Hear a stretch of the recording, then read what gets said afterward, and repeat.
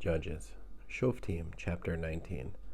In those days, when there was no king in Israel, there was a certain Levi living on the far side of the Ephraim hills, who took a woman from Beit-Lechem in Yehuda to be his concubine. But his concubine was unfaithful to him and left him to go to her father's house at Beit-Lechem in Yehuda, where she stayed for some time, 4 months. Then her husband went after her to persuade her to return.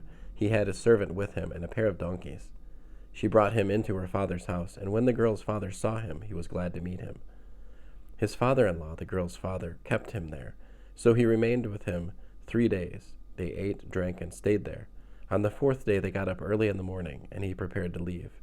But the girl's father said to his son-in-law, "You'll feel better if you have a bite of food before you leave." So the two of them sat down and ate and drank together. Then the girl's father said to the man, "Please stay one more night and have a good time." The man rose to leave, but his father-in-law pressed him, so he stayed there again. The morning of the 5th day he got up early to leave, but the girl's father said, "Why don't you have something to eat and leave this afternoon?" So the two men ate. When the man got up to leave with his concubine and servant, his father-in-law, the girl's father, said to him, "Look, it's almost evening.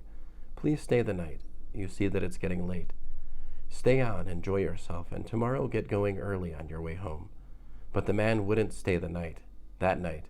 So he got up and left with his concubine and his 2 saddled donkeys, and they arrived at Yavuz, also known as Yerushalayim. By the time they arrived at Yavuz, it was nearly evening, and the servant said to his master, "Why don't we go on into the city of Yavuzi and stay there?" But his master said to him, "We won't go into a city of foreigners which doesn't belong to the people of Israel. We'll go on across to Giva." He said to his servant, "Let's go, and we'll get to one of those places. We'll stay in Giva or Ramah."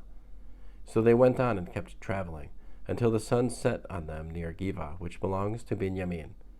There they turned off the road to go and stay in Giva. He went in and sat down in the city's open space, since no one had offered his home for them to spend the night.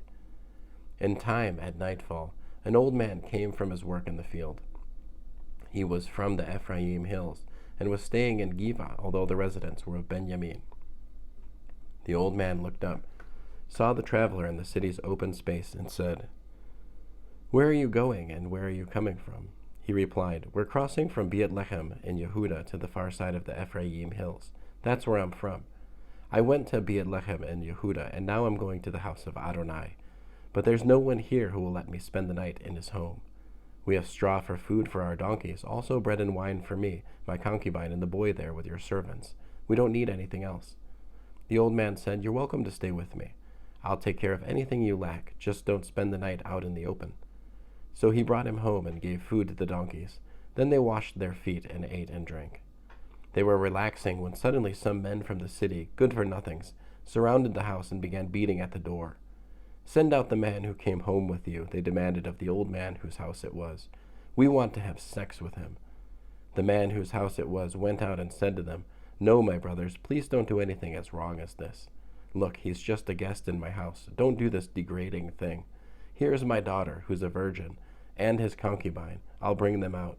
Mistreat them, do what you want to them, but don't do such a degrading thing to this man." However, the men wouldn't listen to him. So the man took hold of his concubine and brought her out to them. They raped her and abused her all night long. Only at dawn did they let her go. At daybreak the woman came and fell down at the door of the man's house where her husband was. And she was still there when it grew light. When her husband got up, opened the doors of the house and went out to go on his way, he saw the woman lying there with her hands stretched out toward the door. He said to her, "Get up, let's go," but there was no answer. So he loaded her body on the donkey and began his trip home. On his arrival at his house, he got a knife, took hold of his concubine's body, cut her up into 12 pieces, and sent them to all the regions of Israel. Everyone who saw it said, "From the day the people of Israel came up from Egypt until now, never has such a thing happened or been seen. What are we going to do about it? Talk it over and decide." End of Judges, chapter 19.